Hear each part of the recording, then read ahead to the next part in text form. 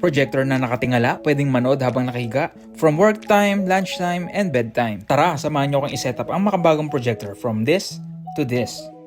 So ito na nga, ang new release from Aerox. It's called Flip. Sa video to ipapakita kung paano maging productive the whole day. Sa new design nito can be flip up to 180 degrees. Kaya naman hindi mo na kailangan ng additional tripod para sa ganitong pagkakataon. Sa likod naman meron na tong 1 headphone jack, 1 USB, and 1 HDMI port. Gumamit lang ako dito ng bedside table and that's it. Plug and play lang, kahit bata kayang-kaya mag-setup nito. Ang maganda pa nga dito, meron siyang autofocus, auto screen alignment, kaya hassle-free ka na sa pag-setup ng projector screen. Meron na pala itong 350 ANSI and 4K lumens na kaya mag-project ng up to 150-inch projection size. Isa nga sa mga nagustuhan ko sa Aerox Flip is meron siyang 1080p resolution with eye protection. Kaya kahit malapit ka sa screen, hindi nakaka-apekto sa ating mga mata, especially sa mga bata. Alam nyo, complete package na talaga tong Flip. Dahil sa pure ng sound nito, kahit si Bella natutuwa.